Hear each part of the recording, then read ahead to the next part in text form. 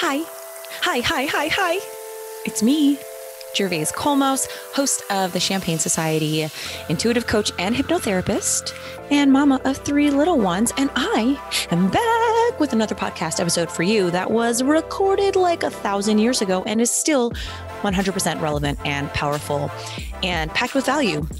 So today, you're going to hear a conversation I had with fellow mamapreneur Erin Phillips, maybe 2 months ago, before I had my big move and realized that I really needed a beat to integrate my family and my life to, well, essentially this up level of our move. And this conversation is so sneakily deep and wise. I mean, I really enjoyed listening back to it because Erin, if you don't know Erin, founder of Pick Me Palm, like she's going to introduce herself, but she is such a bright light. She has such a great attitude.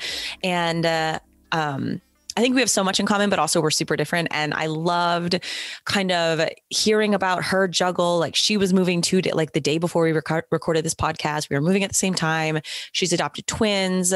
She runs a 6-figure business. So like, you know, she has a lot on her plate and I wanted to hear, how do you do this juggle?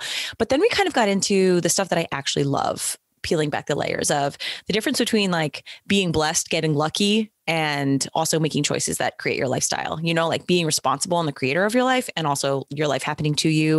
We talk about her experience with endometriosis, like share this with any women you know who need to know they are not alone with their health challenges. She's so candid. We, of course, go into mental health, which I am like always just honored to be the person holding the, what is it? The bullhorn? No.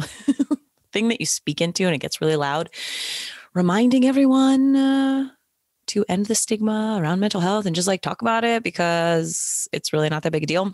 So there's a lot of good shit in here. I hope that you enjoy it. Share it with a friend. And before we dive in, we did the Worthy Woman Masterclass on Saturday.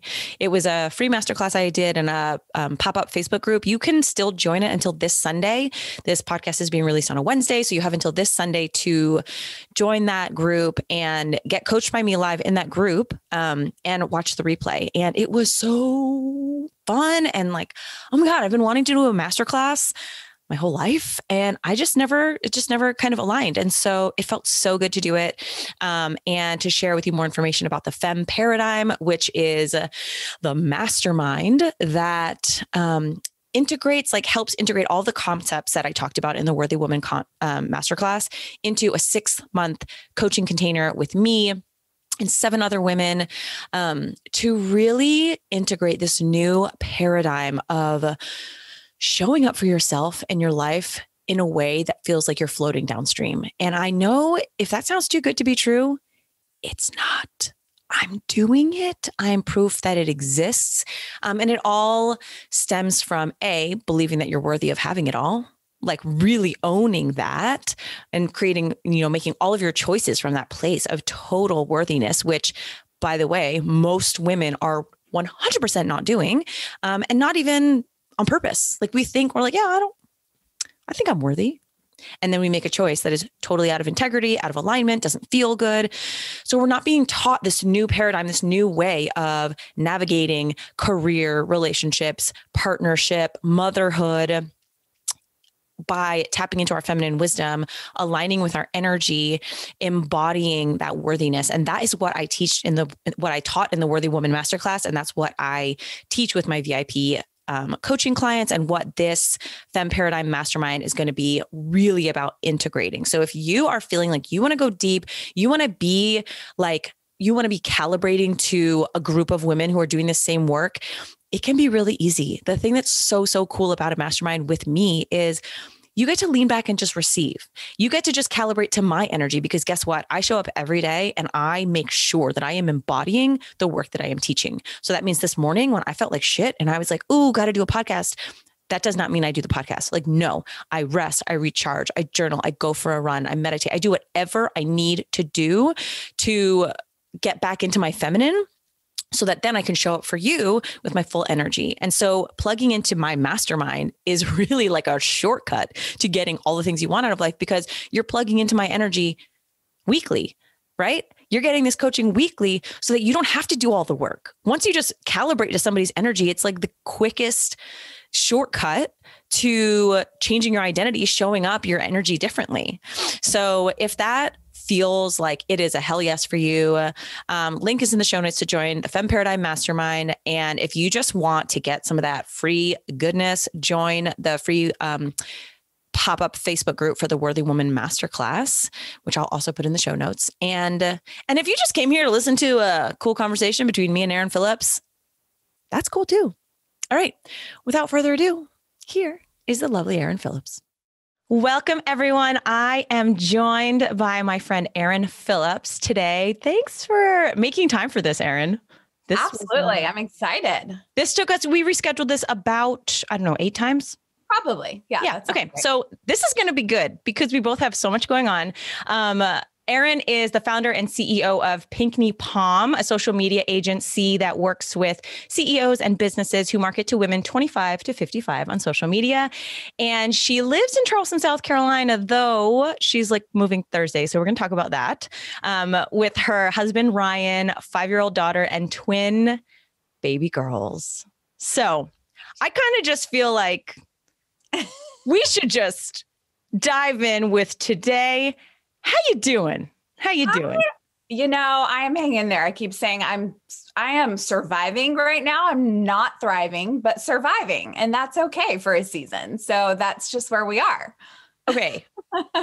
Of course. And also I feel like most people like in 2020 are kind of surviving, not thriving. So I think that's more than okay. But also tell us where you are, like what's going on in your life, because you're first of all, your twin babies that you adopted are like babies. They're like a month old or something. They look a month old. They were very premature. So they are going to be 5 months old on the 2nd. But they are like 10 pounds. So they're still very small and in that cute, squishy baby, but need to be fed every 5 seconds phase. Oh my God. And also like that has nothing to do with what they look like. That's just like social media time. Like when you see somebody else who's pregnant and they have a baby and you're like, oh my God, I feel like you were just pregnant. And you're like, no, I've been pregnant for 9 months. So I literally feel like you just got your babies just based on my social media sense of time. So, okay. So they're 5 months. So you've had them for 5 months. You were there. No, we did not get them till they were 6 weeks old. Okay. Yes. So we started the process with their birth mom when they were three weeks old. So we started that process and then we didn't get them till 6 weeks when all was said and done. So they were in the NICU for 6 weeks. So essentially we got to show up right when they were being released. I can't even imagine what that is like. It was a whirlwind. Yeah. So maybe let's just start there. Cause also you're moving this week. I just want to like set the disclaimer, like multiple reasons why Erin is surviving, not thriving. 2 5-month-old twins, 5-year-old daughter, husband working in the house, and you're moving on Thursday. Yes. To Greenville. Yes. To Greenville. Okay. Mm-hmm. Yeah. Just to set the stage. Okay. So, going back to your adoption, like what was your 2020, the start of 2020? What was it like? And were you planning on adopting twins? Yeah. So we were in the adoption process for almost 2 years to the date. Exactly. So we had our daughter Sullivan. And when she turned a year old, we were like, let's start trying for baby number 2. Sully was not a huge surprise, but she was like, let's see what happens. And then boom, we were pregnant kind of thing. Yeah. And so we were like, well, that'll happen again. Yeah. And so we started trying when she was around a year old, and 2 years went by. Lots of moves happened. I'll just say we've moved 9 times in 9 years of marriage. So, life has always been a little busy. Wait. Okay. As somebody who is moving for the first time in 8 years, and I feel like it might actually kill me. Why do you move so much? Isn't it so hard? That is a great question. Mostly for my husband's job. So he was in the finance world, and then he went into mergers and acquisitions, and then he went into the tech world, and now he's back in finance. And so we've always kind of, we're both type 3 on the Enneagram. We're both very ambitious and achievers and all of that. And so we've kind of just always, he's amazing. I brag on him all the time. Very smart. So he's been recruited over and over again, and we take the good opportunities. So that has meant that we have moved 9 times within the United States and also abroad to London for a period as well. So it's been crazy, but fun, a good adventure. So you just are like always up for the adventure. You're just like, bring it on. Yeah, pretty much. Do you have any moving advice for me? I think I was listening to some of your podcasts earlier, or maybe it was on Instagram, and you were talking about decluttering. That's my biggest advice, is just to do like ruthless decluttering and just get rid of as much as you can. And it really teaches you in the future, do I need this thing? Because you've just gone through and decluttered everything. So it's hard, especially with kids, like showings and stuff like that. I mean, geez, that's hard. That's really hard. Yeah. Oh my gosh. Okay. But so you're moving. And so you start 2020 and you are for the past 2 years thinking you're either going to get pregnant or adopt, or how has that gone? Yeah. So for 2 years, we just kind of we're like, whatever happens, happens. And then it was like during all the moves and just kind of waking up, we were like, oh my gosh, wait, we're not pregnant. And it's been 2 years. So then we started looking into things, and this happened. We were living in London. I found out that I have secondary infertility and stage 4 endometriosis, which I had no idea I had endometriosis until this point in time. It all made sense once I found out. But essentially we were told your only option is IVF. You can't do the Clomid or IUI or none of the other steps. You have to go straight to IVF. And that's even going to be a really slim chance if that's going to work. And so adoption had always been on our hearts. We both have adoption on each side of the family. So we were like, well, why don't, instead of spinning our wheels and investing our time, money, and emotions into something that, we have a slim chance of, why don't we go straight to adoption, which we've always thought about doing anyway. So we started that process November 2018. And so almost 2 exact years later, we finally kind of got our babies. We did in the beginning of 2020 have a failed adoption, where we were matched and headed to get the baby from the hospital, and the mom decided to parent, but unfortunately could not. And the child was taken to DSS. So that was a rough patch in 2020, but we have, the happy story now that we can kind of tell with our twin girls. That is amazing. Oh my gosh, what an emotional roller coaster, even going as far back as the endometriosis. I mean, I only know a couple people with that, but that's super painful, right? Did you go to the doctor because you were in a lot of pain, or what? I mean, for somebody listening, because I think that endometriosis, there's so many things that you just said, but I just think even starting from endometriosis, it goes undiagnosed really often, right? It does. It's very surprising, the stats, especially for women of color, what can happen with endometriosis. And it's a higher chance for them too. So I'm a really big advocate now of, ever since I, was 15, I had incredibly painful periods. And I just knew, like, compared to my friends and family, like, why am I getting sick? Why am I passing out? Why do I have to be in the bed for 2 days and they can all be fine? Why is this, when I was in the workforce for like a major company, why was I getting dinged at work because of these like constant, like not being able to perform for 2 days a month kind of thing? And so I always knew, but every time I asked a doctor, I was told I was too young. I didn't fit the mold. I was too young for endometriosis. We didn't need to do further testing. Come back, next time and we'll talk more through it. But again, we had been moving so much that I always was starting fresh with a new doctor. So it just never got anywhere. So I'm a really big advocate of, if you feel like something's wrong with your body or something like that, you've got to like take you've got to advocate for your own healthcare. I don't think we do that as women enough in America. I think when we were living in London and it's nationalized healthcare, it's known you're responsible for your own health and you have to push for your own health. But here, where healthcare is a given, with a lot of insurance and just growing up and things like that, you don't learn to advocate for your health, I think, the way we should. So, yeah. So then it's amazing that you finally got the diagnosis. Yes. That's crazy that you're just, having your period and going like, I think I'm having a different experience from every, I'm just not going through this the same way. Yeah. Okay. Yeah, I'm just really glad you shared that, because I just feel like the more lip service we can give it, the better. Absolutely. And then, so when they told you, when you guys switched your mindset to adoption, I'm curious what the mindset is around that. Was it a period? And I followed you on social media and I know you've shared a lot of this really publicly, but there's a lot of patches in my story, in my coverage of what was going on with you. Cause I'd be like, oh, that, they're not getting pregnant. Oh, like they're trying to adopt. Oh, and so there was all these patches in it. And so I wonder if there was a transition period for you and Ryan between we want to get pregnant to, okay, I have endometriosis, to boom, we're going to adopt. Like, did you have to grieve what you thought, or were you just so in this mindset of like, we've always wanted to adopt, so let's just dive in?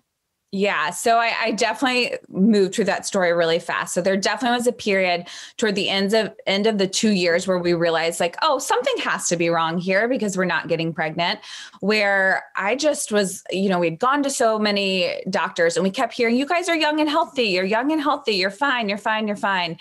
We passed all the tests. We did all the things. And it wasn't until I went to a private specialist that's when we went deeper and found out about the endometriosis and secondary infertility. But I just was so frustrated. So I think I had a period before we got the diagnosis where I was like, I'm done. Like if I can't, I'm done with this hamster wheel of like no answers and, like watching everybody else get pregnant and, all of that. Like, I think I'm just done with that. So I'd kind of already hit that wall. My husband had not, though.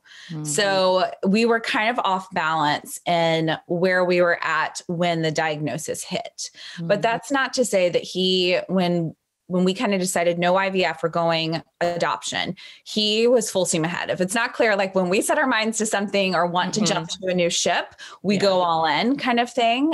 So we were there. And I think it's good we had maybe those 2 years of the adoption process, because that really helped us wrap our head around. And they ask really hard questions. You have to do 60 hours of education and interviews with other families, and you have to be quizzed and your home looked at and investigated and background checked and FBI fingerprints and all this stuff to be able to adopt. And so you've got to wrap your mind around this is serious and happening. And I've got to put myself in the shoes of the children and parents of who we could get our future child from. Yeah. So it's a big process. It helps you really kind of move through the periods of like what I thought was going to be is not going to be anymore. Right. Yeah. And I love that. Like, I feel like it's so good that they prep you for that. My brother, I think we've talked about this, that my brother was adopted. And my mom, I didn't think to ask her this until much, much later, like literally like 2 years ago. And I said, okay, when you found out that you were going to, get Thomas, he was a foster child at first. How did that go? Like, did you go somewhere and get him? And she was like, literally, they rang the door. They called me in the morning, or no, the night before. And they said, okay, we have a son for you. He'll be by like tomorrow morning. And I literally sent your father out to get bottles. And obviously he was the next child after me. So she knew the basics, like formula and whatever that we needed. And they literally delivered him in a blanket and nothing else the next day. And I literally tried to wrap my head around that transition. And as much as I, can be really like complaining about what it feels like to be pregnant, I do think that there's something about, okay, you're pregnant for 9 months. So for 9 months, your body and your brain are going through this transition of preparing yourself mentally and physically to welcome a child into your life. And so when I think about my mom's experience, and we have some good friends who have adopted, and I just think, how does that work? How do you just show up with a baby one day, surprise, time to be a parent? Like, you know, what is that like? Yeah. Whenever someone always asks me, what's the hardest part of adoption? I always tell them it's the weight and having to let go of all control. And that's, oh my gosh, because I'm a planner. You know, I like to have a schedule, and I like to, and you have no idea when they're going to come, right? No, you have no idea. No, you can't plan anything. Most people think that the mom gets pregnant, she makes the decision, and you go through, you go to her doctor's appointments and you have that time with her. That's actually not the case. These are usually moms who this is their second, third, fourth child. And they don't make the decision until the very last minute. Wow. So in our case, the mother had already had our twins. Mm-hmm.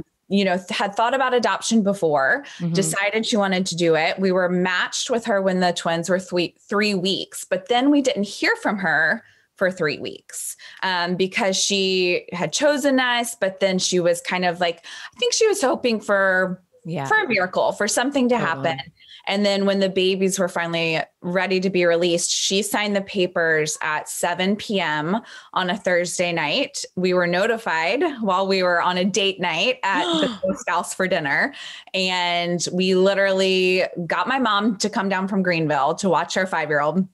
We hit the road Friday morning, and Saturday we were home with twins. We had to drive to the local. I have goosebumps all over my whole body. We had to drive to the local baby store. I'm like, do you have 2 car seats?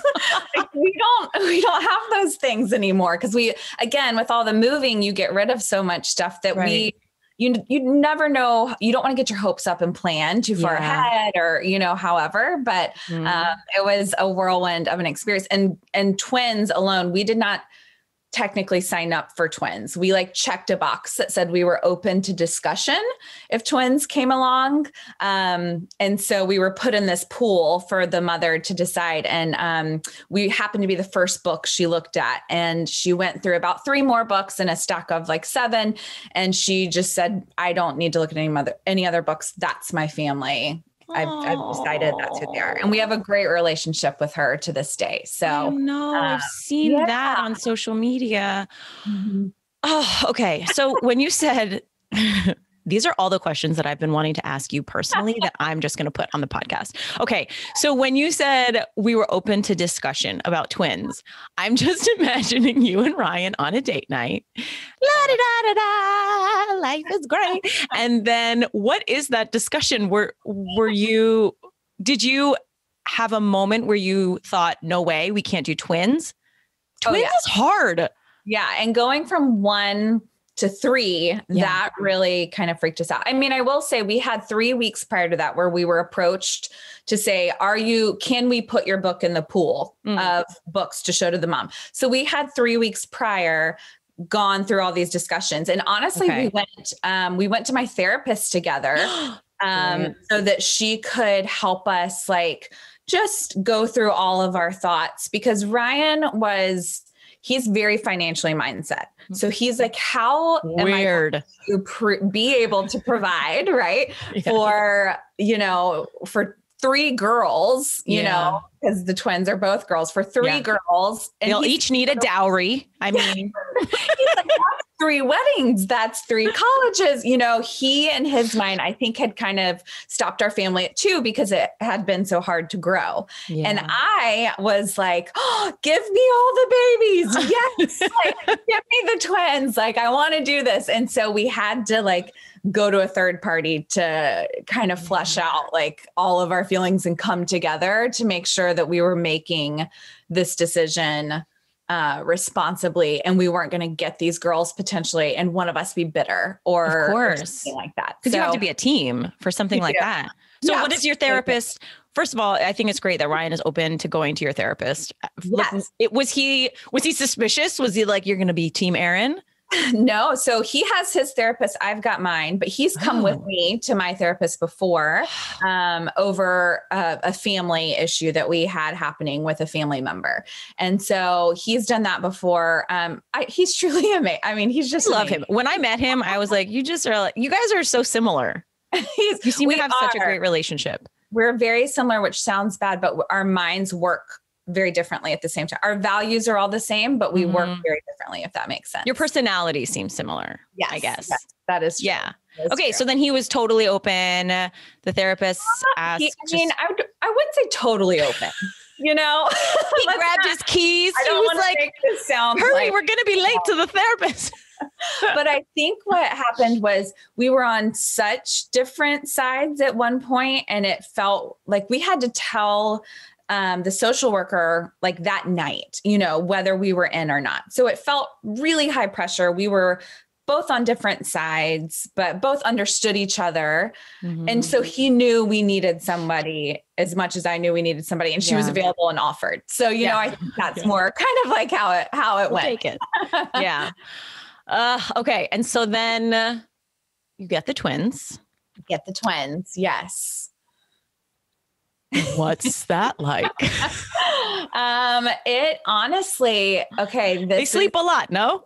They do. Sleep, eat, poop. That's how it's going.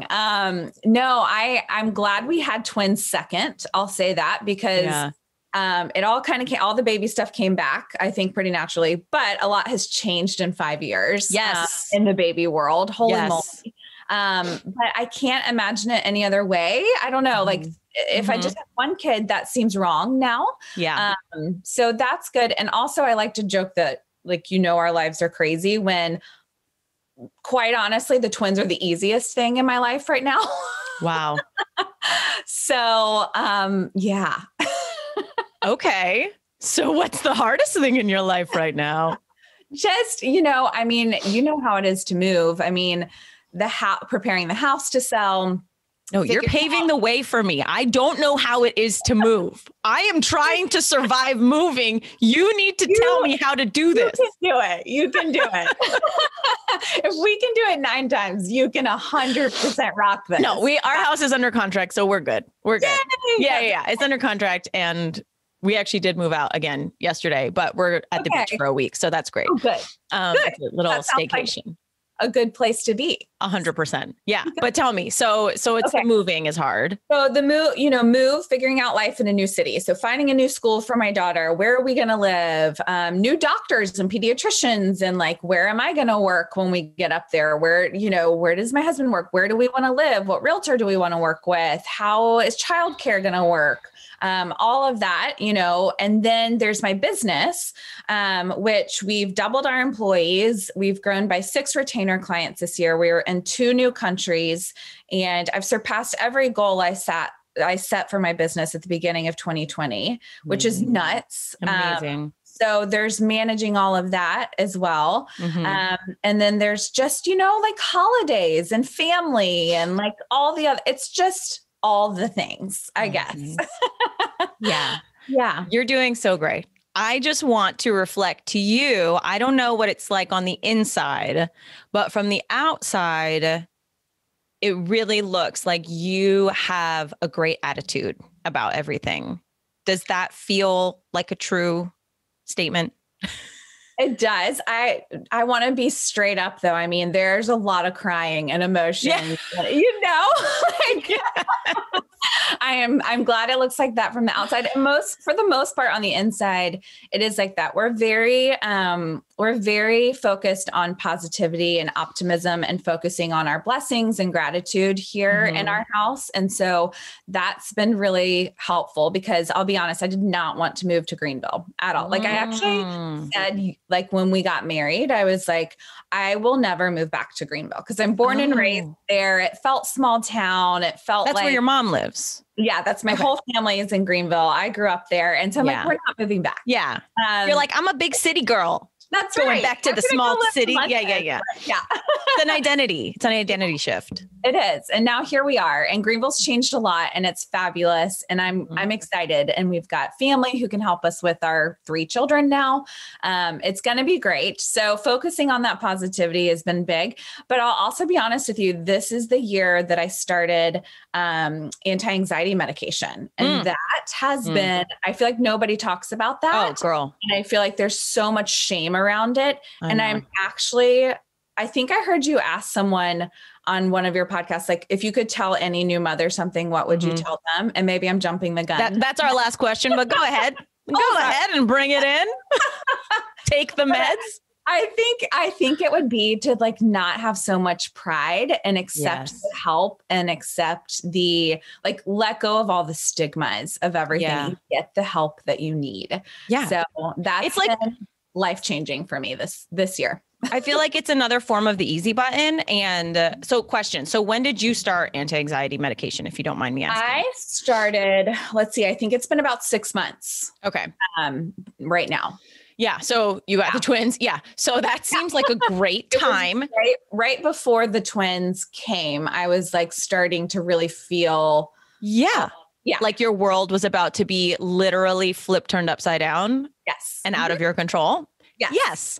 That sounds like a great time to hit the easy button. So I'm glad you brought this up. So what are we? It's December 27th or something like that. Yeah. So for me, and anxiety is different from depression. And I have a history of depression. And so like, I think people have the stigma too about the meds because they think, well, like I don't have a clinical whatever, like I'm not fucked up. So I don't need that, when literally anybody can have anxiety. You know what I mean? Like loss of control of one's environment is enough to give anybody anxiety. And then on top of that, I want to clarify, for me, it is literally clinical depression that I've had a history of my whole life. And so I have these patterns that I notice that when I start to slide, I'm like, wait a minute. And it's always when, like environmental factors is what really like adds the pressure to it, when I start to be like, whoa. And so literally 3 weeks ago, I was like, I'm crying way more than I'm a sensitive Pisces 7, right? So like, that's not unusual, but it was like intrusive thoughts, like crying. And I was like, oh, I'm moving. We've had something personal in our personal life. I've got 3 kids. It's the holidays.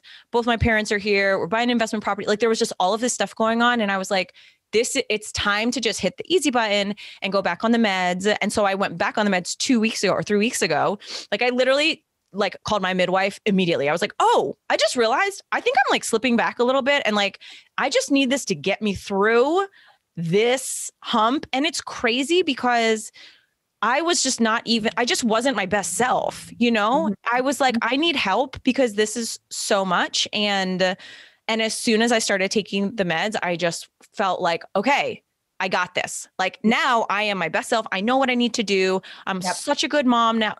I'm such a good mom, but you know what I mean? Like I'm such a better mom than when I'm feeling, you know, like I can't handle it all. Yeah. And yeah, it's life-changing. And then you just wean off of them. Like, start them, stop them, whatever.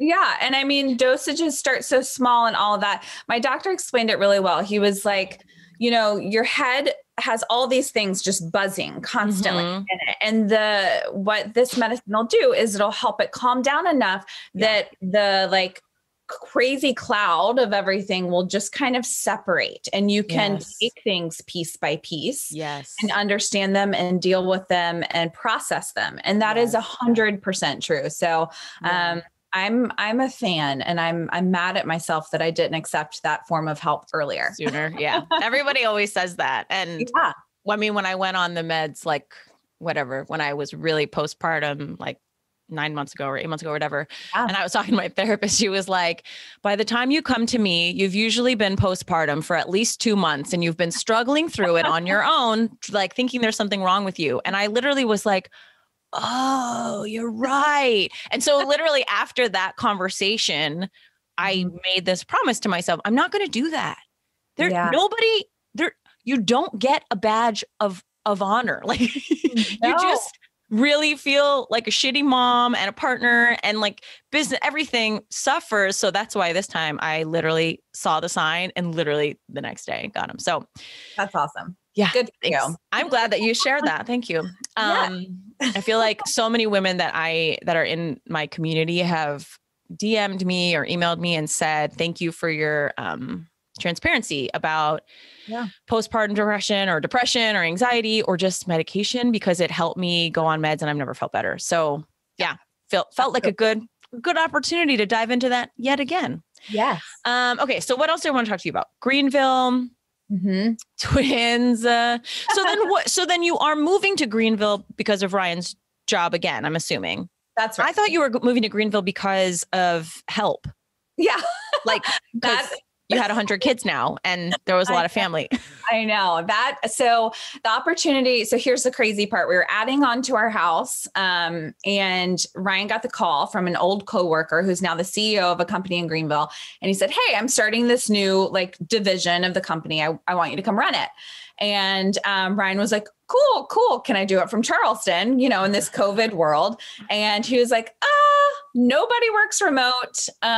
Come hang out at the office and see what you think. And it became really clear that for Ryan to be successful, he would need to be in Greenville or he would need to be up there 3 days a week and then in Charleston the rest of the time. And I'm like, no, I can't. That's not going to work for me. So we literally, the foundation for our addition was being laid 2 days after that phone call came.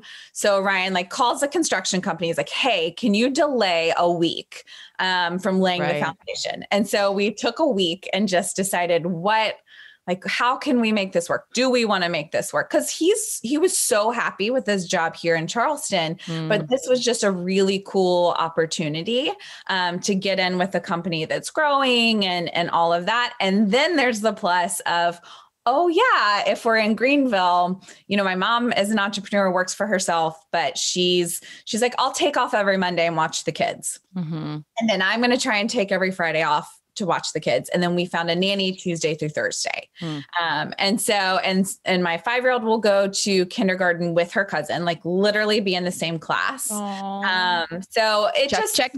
All of the positives started rolling out. My grandparents, who aren't getting any younger, even though they seem so young still, are there. And it would be really cool for Sully to grow up with her great grandparents. And, there's just lots of positives as we started unrolling all of this. One of my best friends was like, oh, well, spoiler, we're moving to Greenville in 2021. And I was like, oh my gosh, I've never lived in the same city as one of my best friends. So that would be cool. So it just kind of felt right. So we stopped the addition, did some other fixing up of the house and got it on the market, and off we're going. We literally are having such parallel experiences that it's bizarre. Yeah. Because literally we were getting ready to do an addition on our house. Were you? Yes. And our realtor had kind of been showing us houses on and off for, I don't know, maybe a year, but I kept being like, it's going to have to be a really great house because we loved our house so much. We love our neighborhood, everything. We love everything about it. But it was always we definitely need to do some stuff to this house, but it's worked so great for our family. And she's like, oh, there's this house. It's not even on the market. Do you just want to come see it? It's in my neighborhood, which is a really great neighborhood in Charleston that we already knew about, right next to Kevin's work. Great part of James Island, checked all these boxes. So I was like, okay, we'll just go see it. And then we walk in again, no expectations. And as we're walking around, I see that this house has the additions that we are literally getting ready to make to our house. And I'm like, there's the screened-in porch. It's pretty big. It's already made. That seems pretty convenient. There's the 4th bedroom. Look at this yard. And it was like, check, check, check.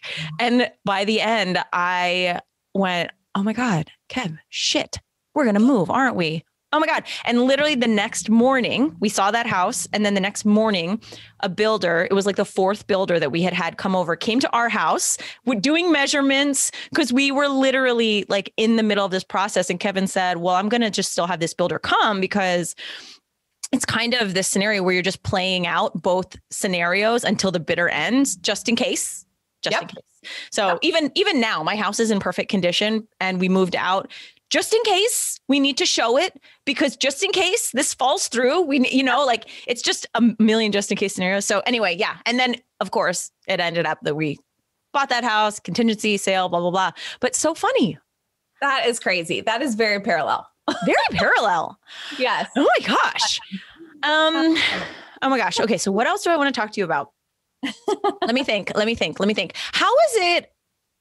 with the business side of things, like how are you compartmentalizing that? Because right now you're in your home, which is, like a modest home.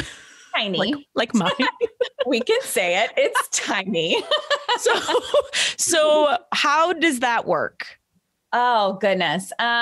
So I had this crazy idea that I was going to get maternity leave from my own business. Oh, yeah. So Entrepreneurs. Isn't it so fun?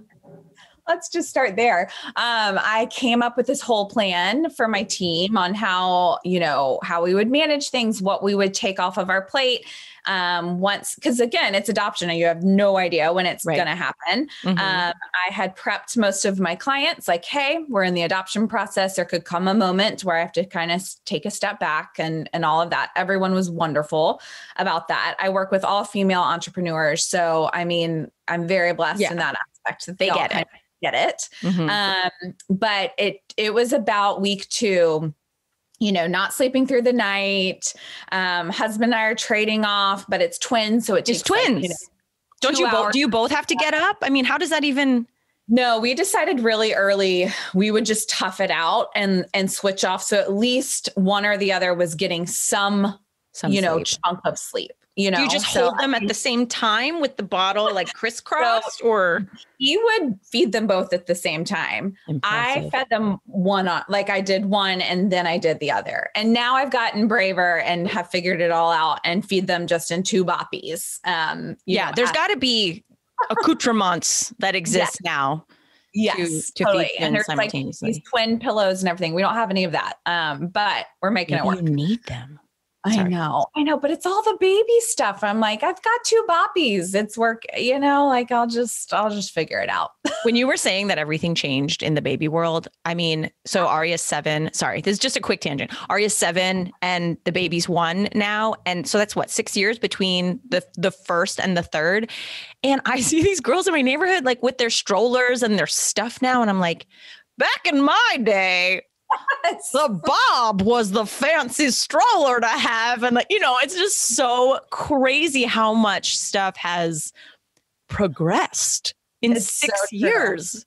I feel like an old lady. I'm like, I don't need that crap. That's expensive. I'll be fine. Yeah. That's how we are too. But somebody gifted us a baby Brezza, which if people don't know what that is, it's like a Keurig for bottles. So you put for formula. Yeah. Yes. Formula on top, water in the back. You set how many ounces and you click go and it makes the bottle for you. Someone gifted us that and it has been the best thing ever. But that totally was one of those things where I'm like, you're like, this is ridiculous. When I had a baby, we just made it with we churned the formula by hand. Exactly. Okay. So, anyway. Okay. So one of you is getting up, feeding the babies, and figuring out how to do that. So it's week 2. You're exhausted. Are you on maternity leave? Do people think you're on maternity leave? I'm trying. Yes. I've sent emails to all my clients. My team knows their marching orders. I took a bunch of projects for our business. So this year we kind of created another revenue stream of classes and I saw that and all of that. So we created this new kind of revenue stream. So essentially, luckily, we were in a phase where we would have rolled into a new series of classes. So luckily I could stop that. So we moved all of that revenue stream off and essentially just focused on client work. And so team was prepped, everything, but week 2 comes around, I'm exhausted. And, there's still questions the team's they can't solve. And there's still new business inquiries coming in that the team can't put a custom proposal together for that. And there's glitches with this. And how do you fix that? And I still was having team meetings to make sure everything was running. So it was, making sure that that's during a time when hopefully the babies were napping.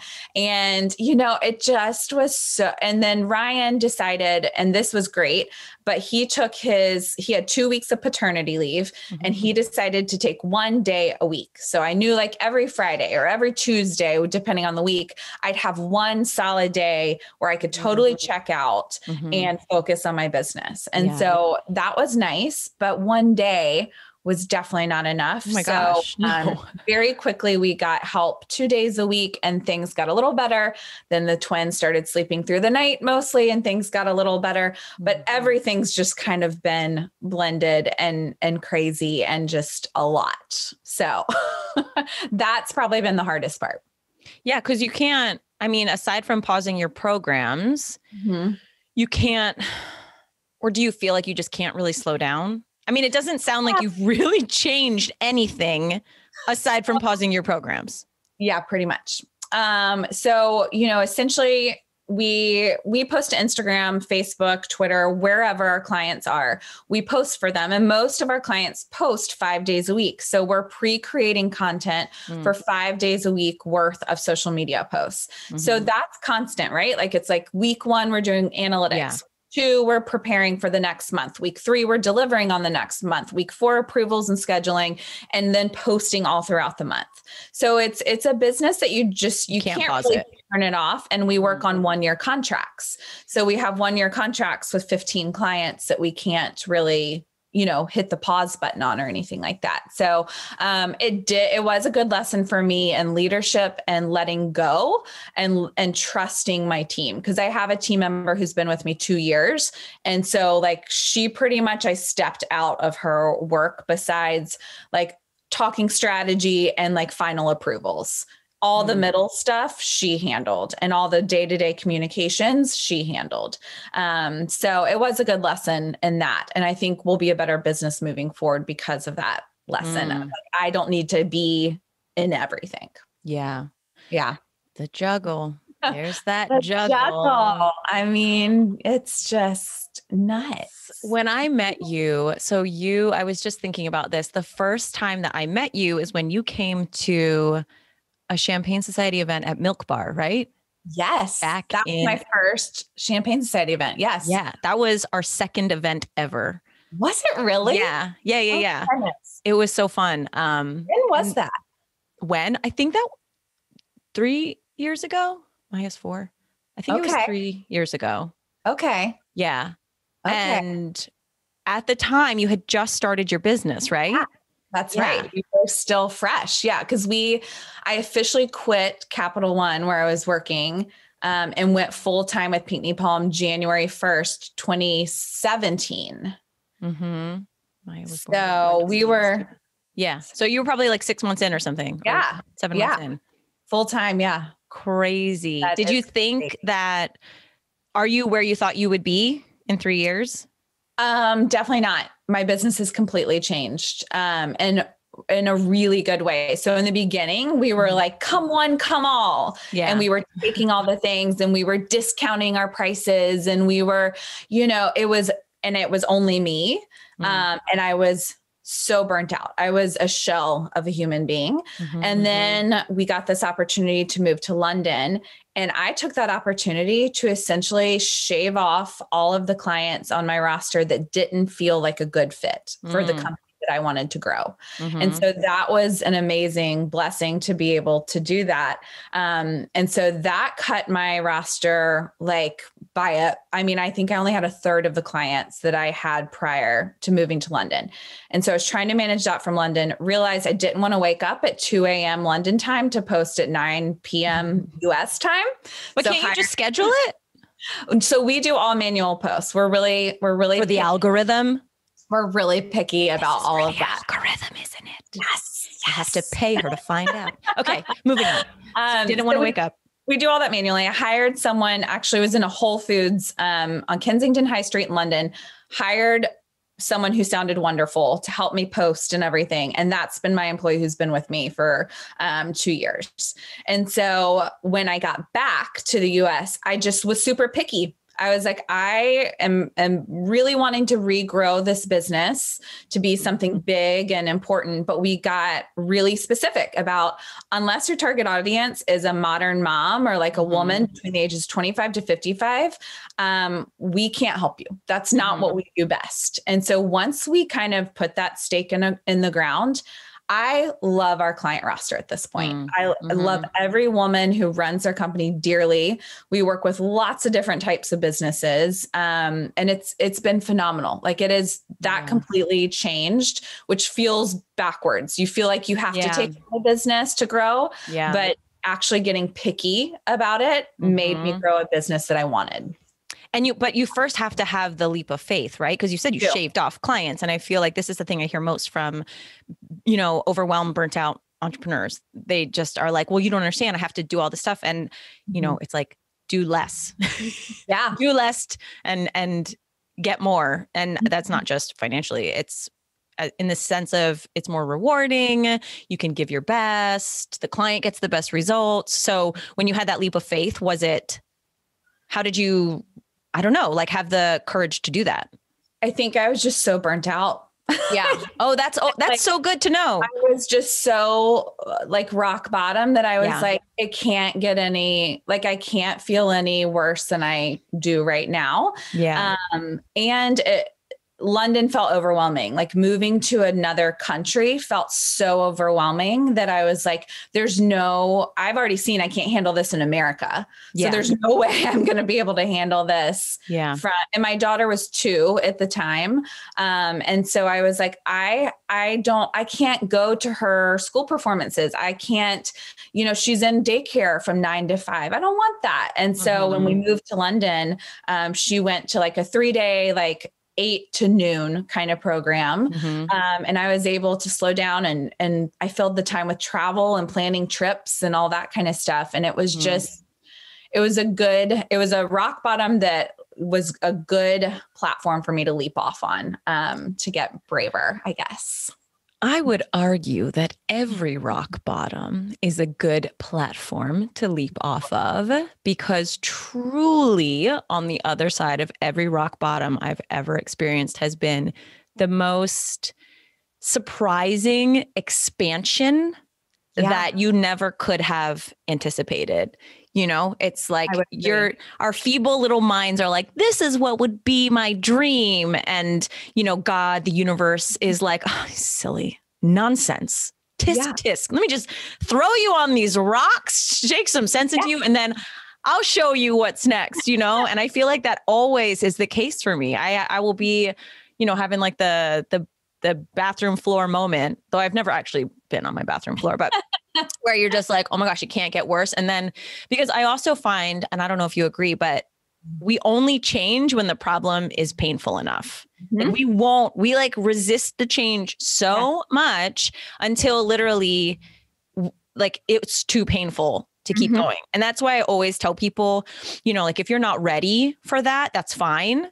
Either you will be soon, or, your tolerance is different, or like you have a different path coming. But when people are always worrying about the future, I just tell them, just wait until the problem's more painful. Like if you're not ready, it's fine. Then don't do it yet, because eventually, the world is going to shake you by the feet, smack you down, and until you don't have a choice. And then boom.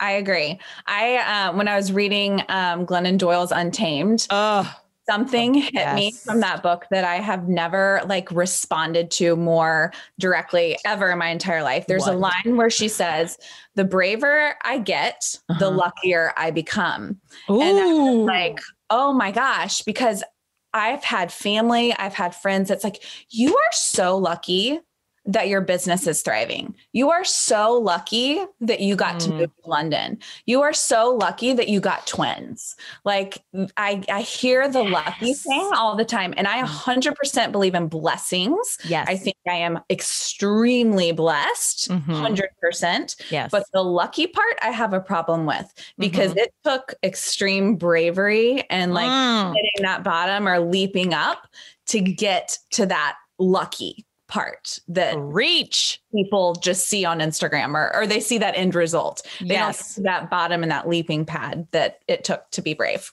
That is beautiful. That is like the most perfect example. And I think something about the word lucky feels like what's the word I'm looking at? It's like somebody's taking something away from you. Like you didn't earn that, you got lucky. And Right. I would argue there's a lot of ways you can quote unquote get lucky besides doing. You don't have to do things to get lucky. It's who you're being too, right? Are you 100%. being brave? Are you being, do you have faith and trust? Are you surrendering? Are you all of that stuff? What is your, so you tell me about your process of faith and trust. Oh, goodness. I don't know that there's a process. You strike me as somebody who has deep faith in, is it God? Is it religion? Is it law of attraction? Like, what is it for you? Is it both? So I'm Catholic, born and raised Catholic. So I've got this like traditional Christian upbringing, went to Catholic school, elementary, middle school. My grandmother and grandfather who actually lived with them 6 years of my life because my mom is very young and was in school. And so my upbringing with them, God is the center of everything. So we pray here. We go to church on Sundays or watch it on our TV now on Sundays, all of that. So I definitely have this deep rooted faith. I think in the Catholic Church, though, what I've noticed is we're not so I couldn't quote a single Bible verse straight up to you, probably. You know what I mean? But I've learned that there's this tradition and pattern of faith that as long as I keep with the pattern and it's a constant and a consistent thing in my life, good things happen. And I maintain a good sense of who I am and what we want and, gratitude and all that. On the other side, my husband says that I'm a closet hippie because I believe very much in like energy and like when you enter a room and I can, when you meet someone, I can feel like who they are, you know what I mean? So he's 100%. Like hippie dip. Like that's cute that your husband calls you closet hippie. My husband calls me a witch. I would prefer the term, but I'm like, whatever. Energy is real. I can feel who a person is when I meet them. So what do you want me to do about it? Yes, I agree.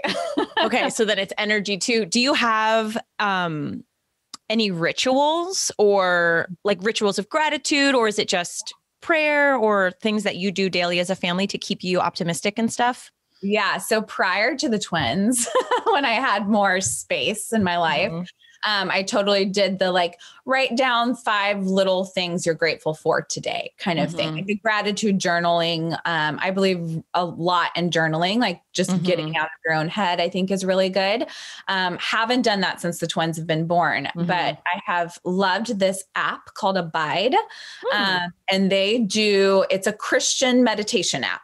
So I love Headspace, have been doing Headspace for a long time, but I felt like I was missing like at nighttime when I wanted to fall asleep or go to bed thinking about something. I felt like I was missing like, oh, let me say my prayers first and then do the meditation kind of thing.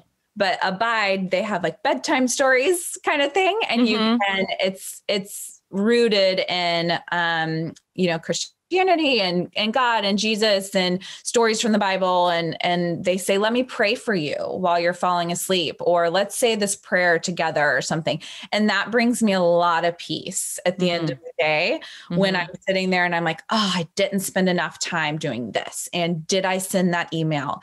And how many ounces did the twins eat today? Because I'm trying to get them to grow. When that head thing is happening at night, I've really kind of loved that. So it's a constant change just as life changes, but I try and make sure there's something consistent. Yeah, I do think, just the basic concept of gratitude alone. I think it's so interesting. I'm so interested because a lot of my community is really faith-based, and I am not a religious person, but I am a spiritual person, I will say. And so I used to be where I would say 7 years ago, if you asked me, I was having this identity crisis, feeling like I don't believe in anything. Like I'm an atheist. Maybe I'm an atheist and I don't want to raise our kids like this. And, we would have these conversations, and my husband was also raised Catholic and feels very, like you said, very calmed by Christian like prayer and the story of Jesus and all of that stuff. And for me, I just felt nothing when I heard it.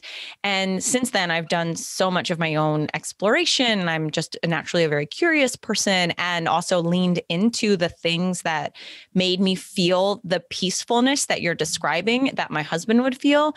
And I now, like, it just took me a while to own it, to be like, oh, actually I'm more spiritual than most Christians that I know, but I call it something different, or I discuss it differently, but it is that feeling of recognizing like how small you are in the big, in the big machine, but also how powerful and amazing you can be with your positive prayer and blessings and gratitude and all of that. So I would say my very best friend is like that.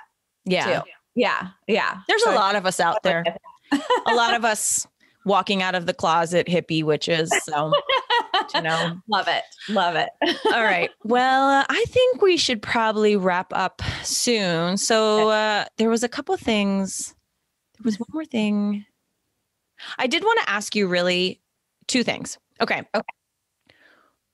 Now that you have 3 children and you could not have foreseen the adoption, like what did you think motherhood would look like? Like if I had gone to you, 7 years ago, because how long were you married before you had Sully?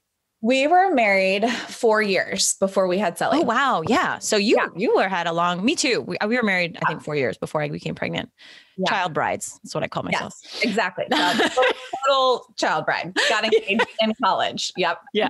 So, what did you think motherhood would be like, and what has it turned out to be? So I feel like I have to separate this, because with Sully, when I had her, I had this idea that motherhood, like I was just going to be this glowing goddess, pregnant woman, handle it like a champ, come home and immediately have this bond and be this amazing mom, and then put on my suit and go off to my big girl job in DC and crush that, and then get home and make the Pinterest meals and do all the things. And pregnancy for me was, so the first 5 months were that goddessy, first of all, I didn't know I was pregnant with her until I was 9 weeks pregnant. Whoa. Yes. You must have felt okay then, because. Well, I went on a lot of bachelorette parties. Soldier throw. Yep. So, and Sully's totally normal as far as we know. Yeah. So I think I just was distracted by life and truly just thinking there's no way I would be pregnant so soon. But the first 5 months were great. And then all of a sudden my job got stressful. And I got high blood pressure and all that kind of stuff, and got put on bed rest. We delayed it for a while. And then finally the last 2 months of my pregnancy, I got put on bed rest for all 2 months. Yikes. And so, lost all muscle mass. It was just off, total. Because you can't even vacuum when you're on bed rest, right? You're supposed to literally not move. You literally have to lay flat or sideways. And the only time you can get up is to pee or shower. It feels very medieval to me. Has science not improved enough that it's literally the woman is very fragile. She must lay horizontal and not move, Well, and I even asked a doctor about it recently, and she was like, we don't put women on bed rest anymore. And I was like, what? Oh my God. I was so mad. He's like, the boppy has improved, and also we let women vacuum. Yes. I was like, are you kidding me? Get out and about. So anyway, I had that kind of happen that was pregnancy isn't what I thought it would be. And then the birth of my daughter was really traumatic, emergency C-section, worried about her, worried about me. So I don't even remember meeting her. I didn't get to see her for 3 hours. And you hear you immediately have to do skin to skin to bond. Yeah. So I had in my head, I've already messed up motherhood. Yeah. And then going after that, the work-life balance, it was not what I thought it was going to be. So that was with Sully. Mm-hmm. And then now I think I thought it, and this is, I'm probably going to be kicking myself and in 2 weeks be like, can you delete this part of the podcast? But now I actually, it's almost easy. It's not easy, but it almost mentally is easier because I was prepared for, everything could go wrong. Everything could look different. You lower your expectations to 100%. rock bottom. Yeah. And then we're going to make it out alive. That's all I know. All the help. Like I joked with my friends and family. I'm like, don't offer something you really don't want to do for me because I am going to say yes. Like our family from Ohio, she offered to fly down. I was like, okay. And so she flew down. That's great though. I remember doing the same thing. Like I had a friend who texted even after my second and she was like, I was just thinking about you. Do you want me to come by and hold your baby one day? And I was like, absolutely. Actually, in the mornings when I take Aria to school is the hardest part because the baby naps. So if you wanted to come around 7:45 and just stand there and hold Maya for 20 minutes while I take Aria to school, that would be great. And so she literally had to do it the next day. And I was like, she probably just thought she was just kind of like shooting out like a meaning text. But I think that's great. It's with once you have one, you're like, oh, this shit takes a village. Okay. No, it really all hands on deck. Yes. Especially with twins. You know what? That kind of reminds me of just something else that I want to talk to you about. Sorry. And then we'll be done. And this is something that I've thought about you forever. Cause I feel like you were saying like, oh, I thought I'd be glowing and like this power suit woman going to work. And I still think of you that way. Like, I think that you have an amazing way of like showing up on social media. I mean, basically for me, I'm a projector, like, which is a human design term, which is, just for the witches. So sorry. But basically anybody that I can see that like loves and has the energy to show up on social media daily with the same like effusive optimism. I'm like, whoa, because my energy is really like I have sprints and I'm totally okay with that. But I just like, I know that my pace is different. And so how do you do that? Is that, do you have to psych yourself up to show up for your business, to show up on social, like, because I know it's mostly in a business sense that you're doing that. Yeah. Or are you just like naturally glowy and shiny and happy all the time? Well, thank you for saying that, but no, the extroverted introvert kind of term, like, I can put out a lot of energy and like show up, but I need the equal amount of leave me alone. I want to take a shower for an hour kind of thing by myself. So, I mean, I've got to like save up to do that. But I think at the same time, I've come to realize I'm just really passionate about entrepreneurship. Mm-hmm. I love social media. That's the world that I'm in. But I think what I love is entrepreneurship, like helping these small businesses, leading a team, running a business. So I'm just naturally really excited about that piece of it. And then I'm excited about when we were traveling, all the travel. So I post what I'm excited about. But that equal time I spend posting that, I've got to also spend time just laying on the couch with my husband or something. So that's kind of the best answer. Do you ever, like when you're feeling bad though, feel like you don't want to post, but then you post anyway? You just post anyway because it's your job, right? I usually don't post on stories if I'm feeling bad, or I get on and I say, I'm feeling bad. If anybody else feeling the same way, welcome to the club. But for like on my business Instagram, this has not been the case lately, but usually we plan all that out and we like I do a day where I change outfits and pre-record all my stories to go with my feed posts. And we schedule them all. We have not done that in a while, but that's usually what we're doing when I'm not twinning and moving and all of that. So that's all done. So that when I'm like done my hair and makeup and I'm in a happy mood, I can knock all that out.